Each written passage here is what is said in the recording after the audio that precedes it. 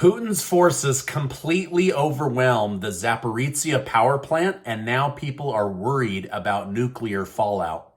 More dirt is coming out about the Bidens funneling foreign money through grandchildren's bank accounts. Trump will appear on CNN and admits it could end up being a total disaster. And Representative George Santos of New York is arrested for money wire fraud and many other counts. Thank you so much for liking and sharing these videos. It really helps me out, so thank you so much.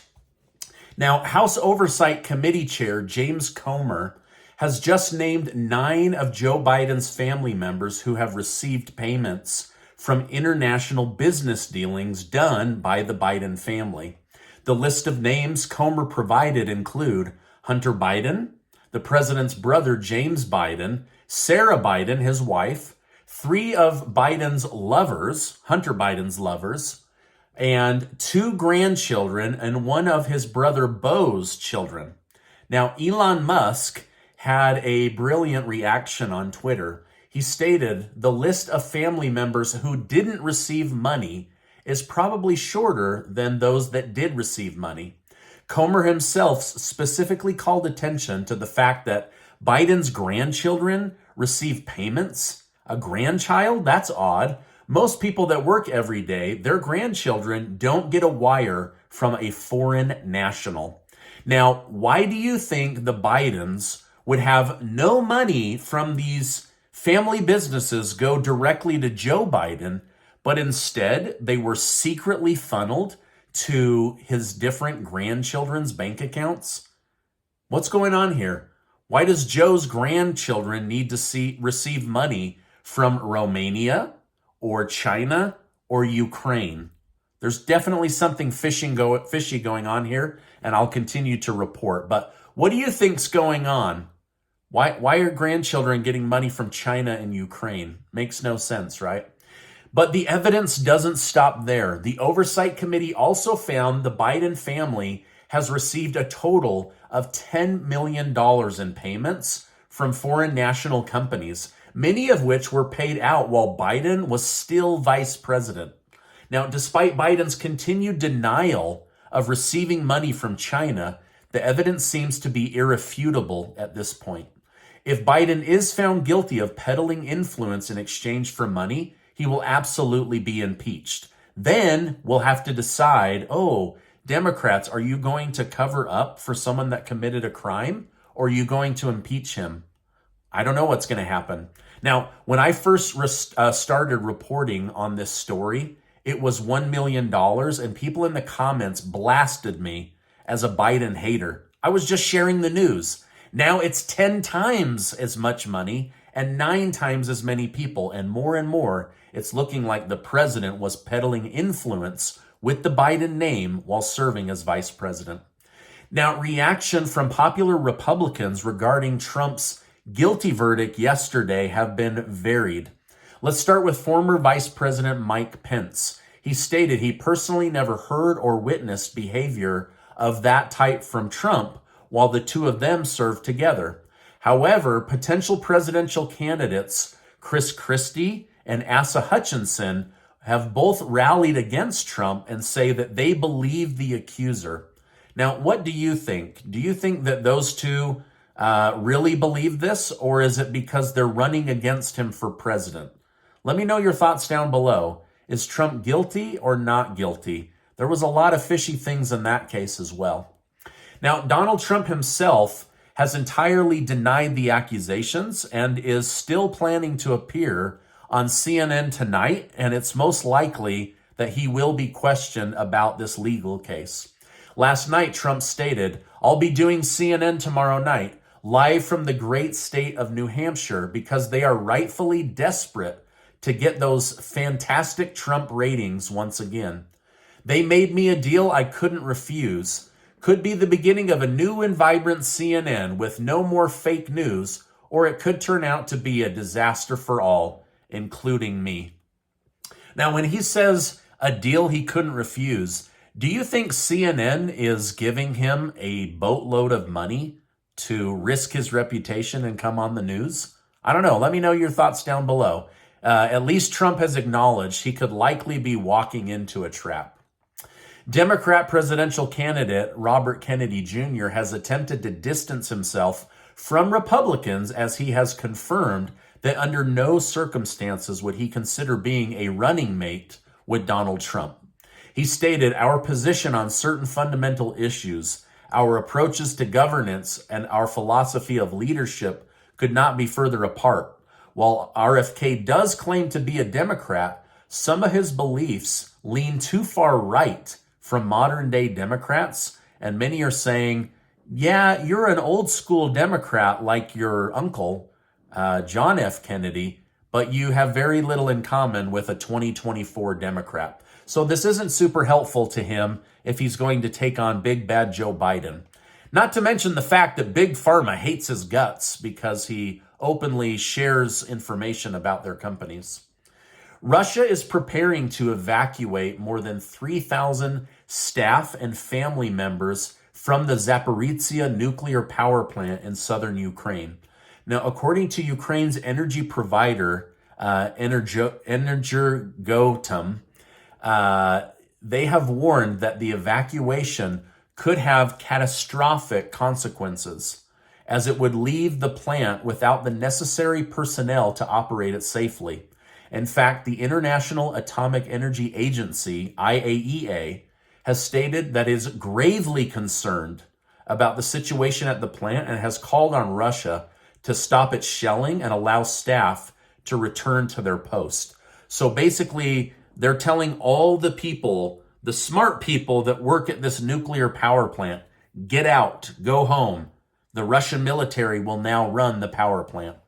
Now, the big worry is this, that power plant is going to leave Ukraine without power. But the bigger worry is that there could be an explosion that sends nuclear dust all across Europe and the rest of the globe. There's also worry about a nuclear meltdown contaminating the region.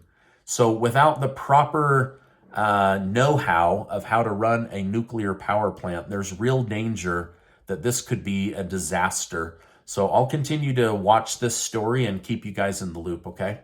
Now, California's governor, Gavin Newsom, has seemingly backtracked on paying reparations to descendants of slaves after the independent task force he assembled stated each descendant would be entitled to $1.2 million. Newsom stated, "This has been an important process, and we should continue to work as a nation to reconcile our original sin of slavery and understand how that history has shaped our country. Dealing with that legacy is about much more than cash payments." Now, I find it interesting that Newsom is suddenly backtracking after finding out how expensive it would be for the state of California to actually pay these reparations to Black Americans. I guess the already bankrupt state of California doesn't have $900 billion laying around. That's what the committee is asking for. And now Newsom has egg on his face because he's got all these people's hopes up that they were going to receive government money, and the government is literally broke. I don't know what the right answer is there, but I can tell you, depending on the government is never the right answer. Elon Musk has broken his silence regarding Tucker Carlson's decision to launch his new show on Twitter. Musk stated, "I want to be clear that we have not signed a deal of any kind whatsoever. Tucker is subject to the same rules and rewards of all content creators." While Musk seemingly leans Republican, or at least moderate to conservative, he has been very adamant that he does want both sides to participate in the discussion.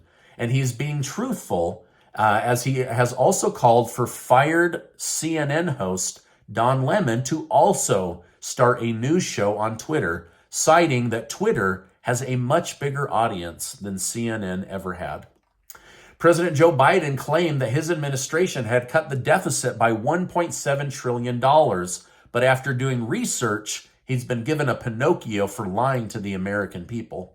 The deficit did decrease in 2021, but it was due to a number of factors, including the end of the COVID-19 pandemic, a stronger than usual economy as it bounced back, Biden's policies, such as the American Rescue Plan and the Infrastructure Investment and Jobs Act, actually increased the deficit. So some factors made it look like Biden had got the deficit under control, so he decided to take credit for that. But now it's rolling back on him, and they're pointing out it had nothing to do with you. And in fact, the new projected deficit is $1.3 trillion, the highest it's ever been since Biden took office.